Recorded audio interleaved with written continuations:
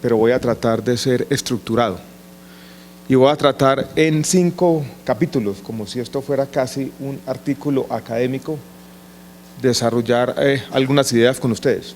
Si tuviera que ponerle un título a esta suerte de disquisición que va a tener también elementos improvisados, yo lo llamaría algo así como autorregulación, regulación y sostenibilidad, el caso del sistema de salud de Colombia.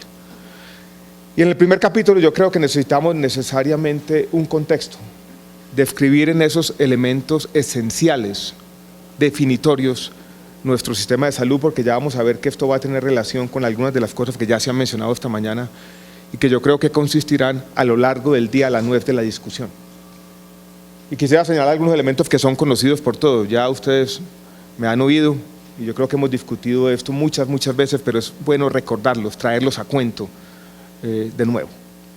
Si uno quisiera definir el sistema de salud colombiano, yo creo que hay varias cosas que casi lo definen.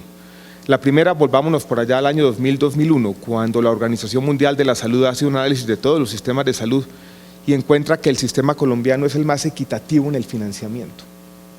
Este es un sistema que fue diseñado desde su financiamiento como un sistema equitativo, donde la equidad prima como principio.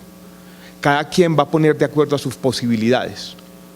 Por eso el paquete de beneficios es igual, pero quienes ganan 10 veces más que los otros en el régimen contributivo contribuyen, cabe la redundancia, 10 veces más también. Y tenemos la mitad de la población en el régimen subsidiado que no contribuye absolutamente nada, mitad de la población que por lo menos por diseño y en teoría se considera que no pueden contribuir porque son pobres estructurales. Pero esa equidad en el financiamiento casi define nuestro sistema de salud. Con el tiempo, a la equidad en el financiamiento se le sumó otro aspecto interesante, es la equidad también en los beneficios. Colombia es el único país en la región donde tenemos un mismo paquete de beneficios para quienes contribuyen y no lo hacen, por lo menos donde podemos hacer las comparaciones. La brecha que, por ejemplo, existe en México entre quienes son afiliados al Instituto Mexicano de los Seguros Sociales y quienes están en el Seguro Popular es grandísima. Y así podríamos recorrer la región latinoamericana. Todo eso nos lleva a una característica fundamental y que va a estar en el centro de mi argumento, y todavía estoy en el primer capítulo, y es el bajo gasto de bolsillo, la protección financiera que casi define nuestro sistema de salud. Esa variable que mencionamos muchas veces del 14%, que es el gasto de bolsillo como porcentaje total del gasto en salud, donde el porcentaje de la región está cercano al 40%. Eso es muy importante tenerlo en cuenta, porque lo que implica, y yo creo que esa es tal vez la conclusión más importante de esta primera parte, es que estamos pagando la salud en condiciones de equidad mancomunadamente y todo el mundo está recibiendo lo mismo. Si nosotros quisiéramos hacer una comparación, por ejemplo, con el sistema pensional, que tiene el mismo origen legal, hace parte de la misma ley, vamos a encontrar una diferencia sustancial. En las pensiones, no nos digamos mentiras, uno podría definir el sistema pensional colombiano como un sistema inequitativo, donde la gran mayoría de la población no va a tener acceso a una pensión y muy pocos reciben mucho. En la salud, vuelvo y repito, el principio es un principio de equidad, donde todos reciben lo mismo y cada quien contribuye de acuerdo a sus posibilidades. Y yo creo que eso es importante que lo tengamos en cuenta. Hay otra característica que complica las cosas y ahí empiezan Gustavo, a juntarse los argumentos, y es la alta judicialización, que tiene 2 dimensiones, creo yo. Una dimensión jurisprudencial ya recogida en sus principios fundamentales en la ley estatutaria en salud, pero hay otra dimensión que muchas veces no se tiene en cuenta en el debate público, yo la llamaría la dimensión sociológica, que se traduce en una baja o muy baja o casi nula capacidad a pagar o disponibilidad a pagar mejor de la población por temas de salud.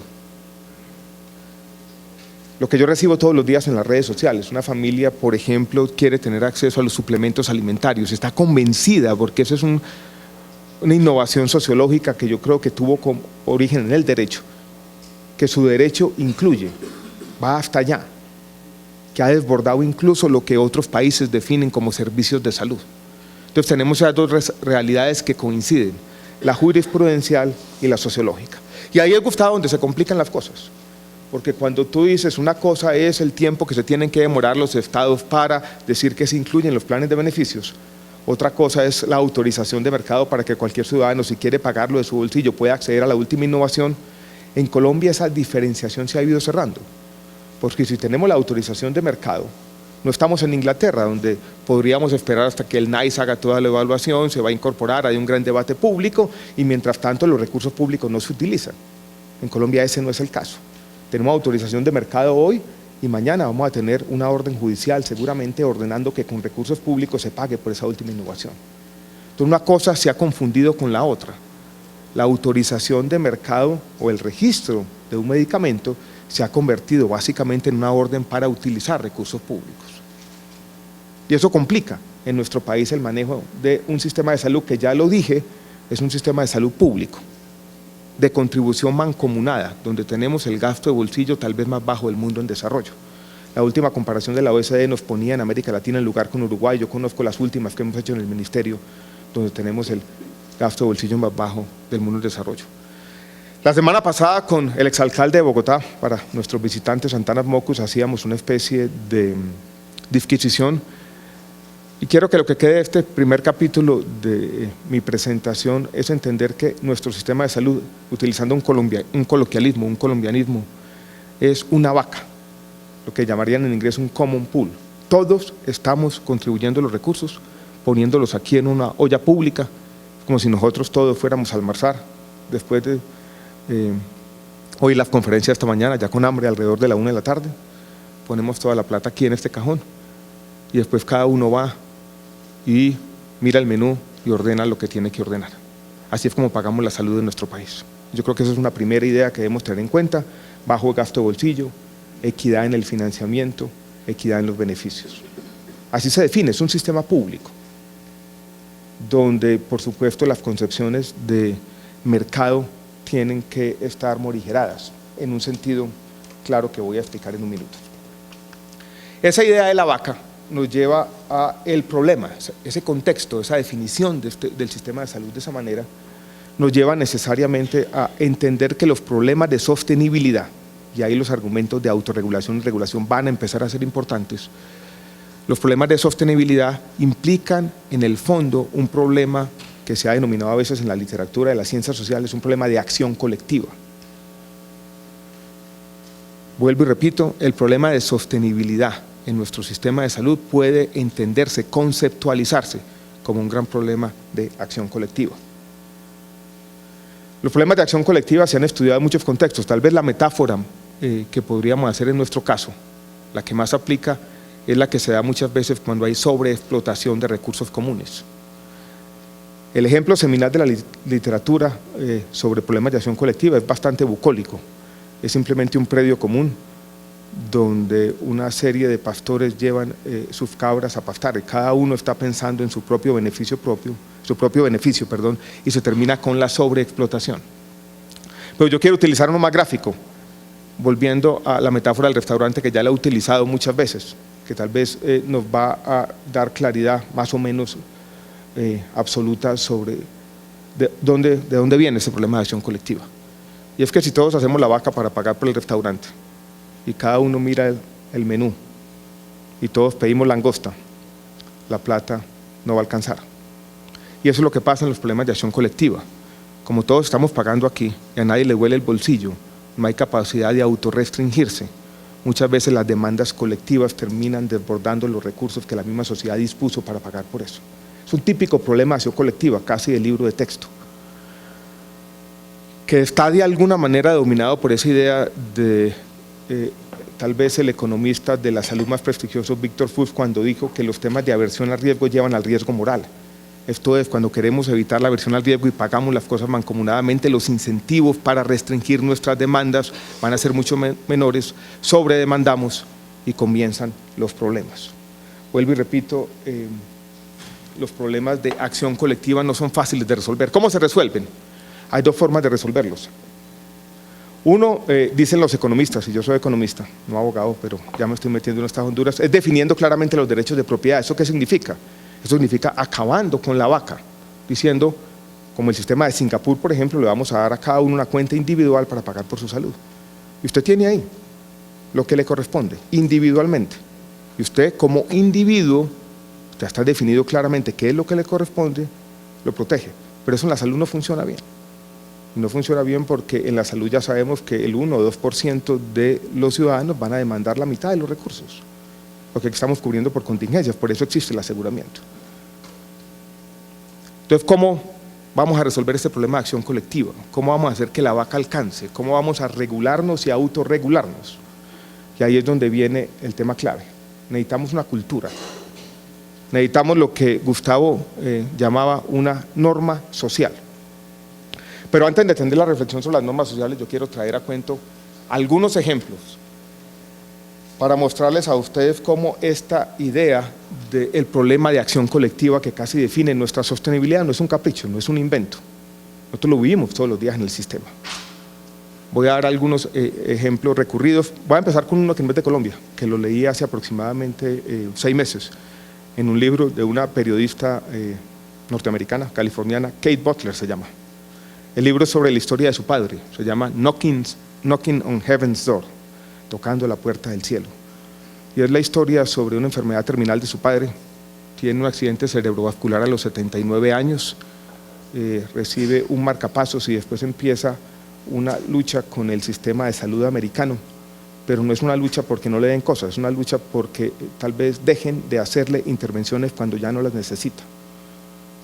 5 años después del accidente cerebrovascular, cuando ya tenía 85 años, Medicare consigue que este señor, que ya estaba con un estado avanzado de demencia, le apliquen un biológico en el ojo porque tenía una catarata, Avastin, digámoslo claramente, y eso cuesta $70,000.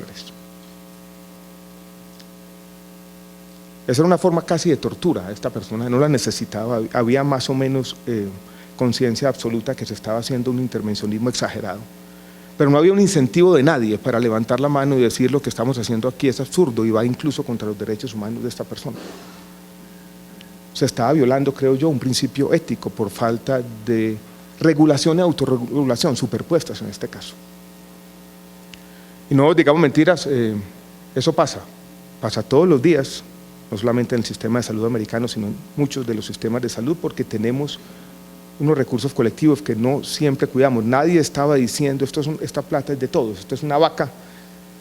Y voy a volver sobre la figura que quiero decirles, de la que hablábamos la semana pasada, que debe ser sagrada, donde alguien tiene que levantar la mano en algún momento y decir estamos haciendo un mal uso de los recursos que no está contribuyendo al bienestar de nadie, sino todo lo contrario.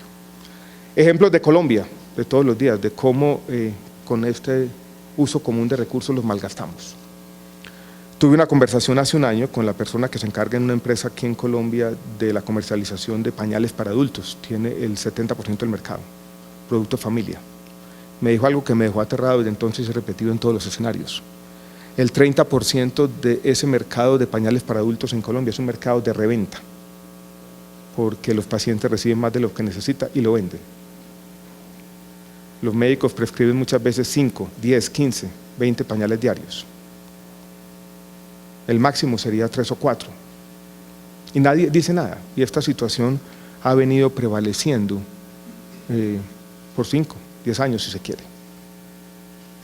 De nuevo, es una sobreexplotación de los recursos públicos, es un problema de acción colectiva. Nadie tiene el incentivo de decir estamos utilizando de una manera, si se quiere llamarlo así, poco ética los recursos públicos. Decisiones individuales que superpuestas, uno decía, es la casuística. Nos lo decía el profesor Antanas Moku la semana pasada, la importancia de denunciar los pequeños fraudes para que estas normas sociales vayan prevaleciendo. Porque muchas veces se nos dice en el debate público, bueno, hay otros escándalos de corrupción, y tuvimos ayer un debate en el Senado sobre Reficar, donde hay involucrados miles de millones de recursos públicos, o cientos de miles de millones, o billones de recursos públicos. ¿Por qué el ministro de Salud está preocupado por unos pacientes que recibieron unos pañales de más?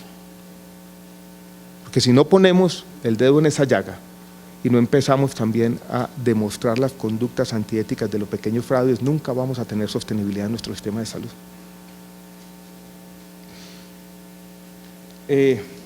Otro ejemplo, para que vamos entendiendo la dificultad de los problemas. Hace aproximadamente un año largo, Nosotros recibimos misiones comerciales de algunos países. Llega aquí una misión de un país europeo, van a varios ministerios, vienen con un conjunto de empresarios, haciendo una labor absolutamente legítima. Vino una misión de un país del norte de Europa, muy educados, hablamos de muchos temas. Al final veo una señora que quería hablar conmigo después de la reunión, tenía un folleto así muy bonito, empastado, de pasta dura. Empecé a verlo yo y vendía sillas de ruedas, de estas muy especiales, de 20, 25, 30, 40 millones de pesos. La primera pregunta que le hice yo es, ¿dónde están comercializando estas sillas? En América Latina. Y me dijo, solamente en Colombia. Y yo le dije, ¿por qué escogieron Colombia? Me dijo, por la tutela.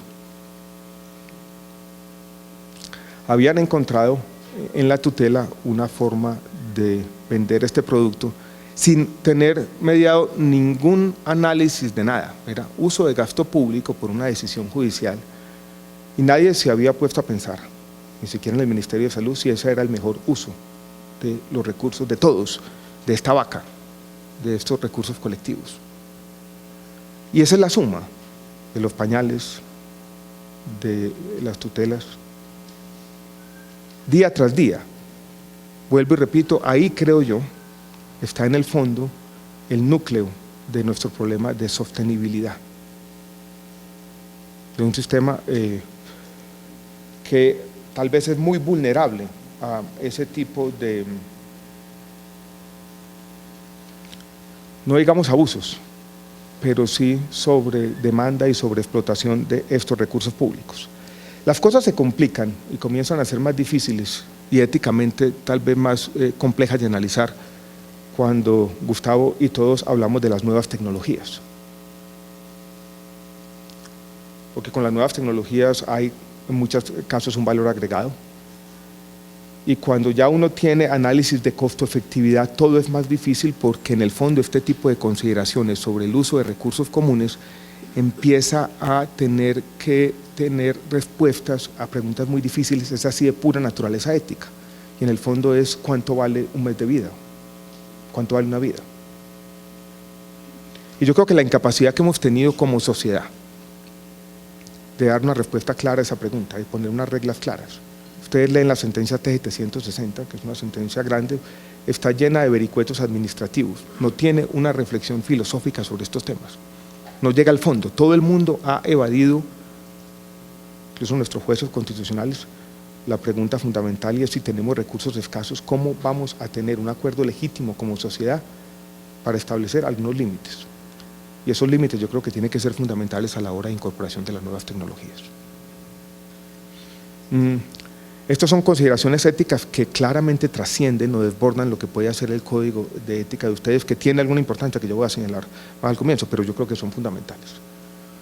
Si uno quisiera tal vez exagerar en la grandilocuencia, podría decir que es la ausencia de una respuesta a esta gran pregunta ética lo que nos ha llevado a muchos de los problemas de sostenibilidad.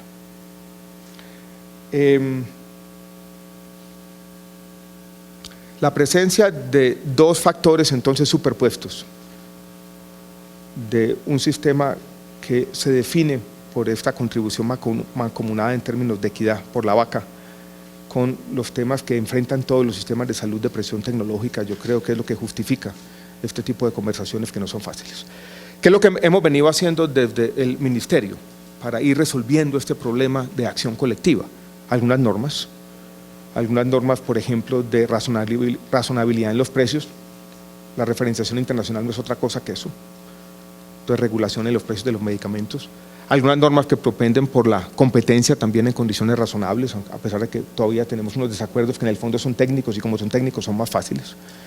En el fondo los desacuerdos más complejos son de estas cuestiones que involucran choques de principios y temas filosóficos. Los desacuerdos que tuvimos con algunos de ustedes, por ejemplo, en el tema del decreto que reguló o estableció los parámetros para la introducción a la comercialización de biosimilares en el país, yo creo que en el fondo son problemas que vamos a ir resolviendo entre todos en el tiempo, de naturaleza más técnica que cualquier otra cosa. No veo allí un gran escollo. Con el fortalecimiento de la puerta de entrada y el artículo 72 del Plan Nacional de Desarrollo, que mencionó, al que hizo alusión Gustavo de manera indirecta, implícita, pero clara, sí tenemos una diferencia más grande porque esa es de otra naturaleza y es donde estamos diciendo cómo distinguimos una cosa de la otra. como si en Colombia la autorización de mercado implica inmediatamente el uso de recursos públicos, cómo tenemos una incorporación racional de tecnologías, donde lo que agregue valor o mucho valor o valor suficiente dadas los recursos escasos, pues debe entrar, lo otro no todavía. Ahí es donde el artículo 72, Gustavo y todos, yo creo que lo que sí está haciendo es supliendo por algo que nosotros no hemos encontrado, y es la autorregulación, donde es muy difícil que para una compañía individualmente yo diga, no, esta tecnología yo no la voy a llevar a Colombia porque ya tiene un gasto de bolsillo muy bajo. Todo lo contrario, porque los incentivos apuntan en la otra dirección. Entonces hemos tenido, con el artículo 72, que yo lo digo claramente, es agresivo en ese sentido. Trata de darle al Estado una prerrogativa grande, un fortalecimiento de esa puerta de entrada, como no lo tienen otros países del mundo del desarrollo, pero yo creo que lo que dije al comienzo apuntaba a eso, a decir, aquí tenemos unas circunstancias en Colombia que son bastante peculiares, que de pronto ameritan ese tipo de intervenciones. Pero ninguno de estos temas, ni la regulación de precios de medicamentos, ni la mayor competencia que estamos incentivando, ni el artículo 72 del plan de desarrollo, nos va a resolver el problema por sí solo. Y aquí es donde viene, yo creo que tal vez el mensaje más importante, y es, ojalá tuviéramos o empezáramos a crear desde esta reunión para adelante esas normas sociales. Yo las definí de manera similar como las había descrito Gustavo, reglas no escritas que complementen a las normas escritas, a las que nos terminamos adhiriendo casi como cuestión de principio. Que el médico que está prescribiendo los pañales, que el que está mandando la silla de ruedas que vale 35 o 40 millones de pesos, que el que está prescribiendo el Avastin para la persona que tiene 85 años y no puede salir de su casa, y eso no le va a tener en ese momento los años o meses que le quedan de vida, poco tienen que ver con ese tipo de intervencionismo, tienen que ver más bien con el cuidado, con la humanización, no con la tecnología. Que eso empiece a estar como una norma social, como una regla para todo el mundo. Eso no es fácil. Eso no es fácil, que no nos digamos mentiras, todos estamos inmersos en un ambiente que exige muchas veces otro tipo de conductas. Pero yo creo que empezar por aquí, a decir, entendamos la realidad de nuestro sistema de salud, entendamos la realidad de un problema complejo de acción colectiva y empezamos entre todos a propender por unas normas de conducta que nos garanticen esa coexistencia, porque la industria farmacéutica es fundamental para lo que hacemos.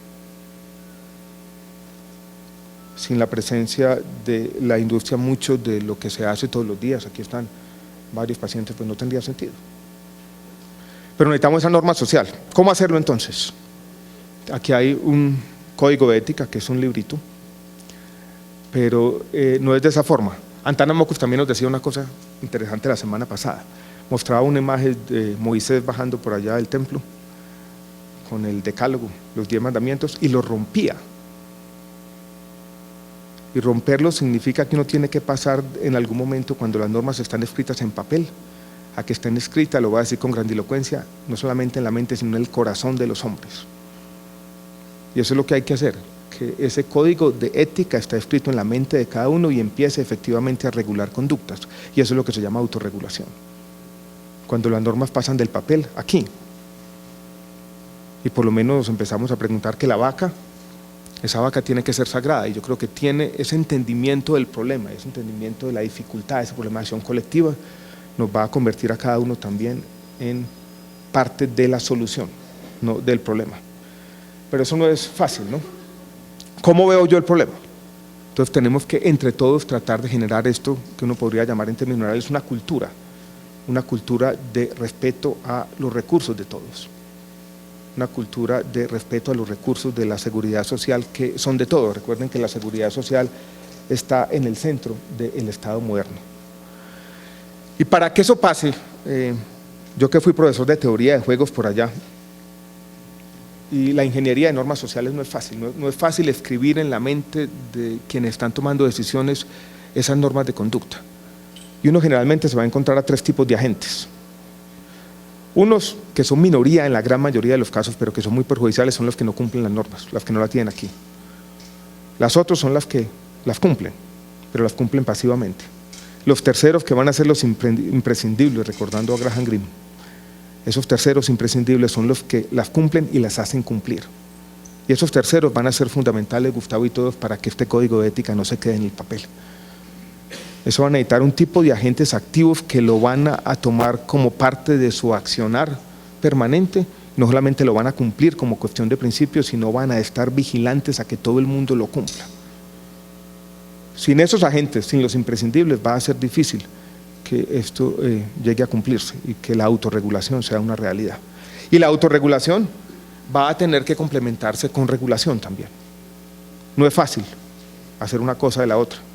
Yo no sé si ustedes conocen el ejemplo famoso de la guardería en Israel, que había una norma social que todo el mundo respetaba, que tenían que recoger a los niños a las 4 de la tarde, los papás y los mamás. Y había una minoría que llegaba tarde, 5 o 10 minutos tarde, las profesoras se veían interrumpidas en sus labores. Entonces dijeron lo siguiente: vamos a poner una multa. Vamos a poner una multa el equivalente a $5 por minuto tarde. Esa multa, ese incentivo formal, acabó con la norma social, porque todo el mundo ya sentía, si yo voy a pagar ya puedo llegar tarde, no hay ningún problema. Entonces destruyó la norma social. Entonces, cuando uno complementa normas sociales informales con normas formales, tiene que tener en cuenta que eso no vaya a generar incentivos que en el fondo destruyan ese comportamiento altruista por principio, que es el que queremos incentivar. Por eso, a garantizar la complementariedad entre una cosa y la otra no es fácil, y en eso es lo que tenemos que trabajar. Y ahí es donde tenemos, por ejemplo, las normas de transparencia, para que no quede simplemente como un castigo, sino como algo de que todo el mundo acoge voluntariamente. Movernos entre todos. Yo creo que ese es un reto para los próximos años. Cómo complementar los esfuerzos autorregulatorios con unas normas que exijan transparencia y cómo complementarlo también con el ejercicio que vamos a comenzar en junio de el fin de los comités técnicos científicos y esta base de datos donde vamos a tener información sobre la prescripción, información que tendremos que utilizar en algunos casos también para señalar cuando hay abusos de la vaca, de los recursos públicos. Entonces, autorregulación de un lado, pero regulación, y yo le veo la regulación por ahora como una regulación que es complementaria y que en el fondo a lo que apunta es también a entregar información oportuna a los agentes, pero sobre todo a los imprescindibles que nos están haciendo que se cumplan las normas.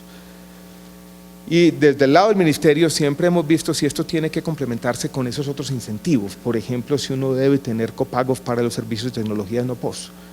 Lo hemos dicho muchas veces, pero hemos estado ahí, que sí, que no, porque tenemos problemas con la jurisprudencia y no queremos que esto sea simplemente un asunto pecuniario. Queremos más bien transmitir por ahora la idea que en Colombia, para consolidar un estado de bienestar hacia el futuro, tenemos que tener una cultura que acompañe los contratos sociales y que acompañe nuestras normas, y que la autorregulación no solamente es de la industria, no solamente es de los médicos, sino también tiene que ser de los ciudadanos y todos los agentes del sistema. Cada que se nos presenta un caso de corrupción, todo esto pierde sentido, porque de alguna manera eso genera en los ciudadanos la idea de que no se están cuidando los recursos, ¿qué más da? Porque me exigen a mí que lo haga. Y eso es bastante nocivo. Esa era la historia en 5 capítulos que quería contarles hoy. Es simplemente una reflexión general que por lo menos les dejó una idea. Esto no es fácil, pero nos involucra a todos. Y lo he repetido una y otra vez, pero yo creo que es imprescindible. Muchas gracias por la invitación a compartir esta ciudad con ustedes.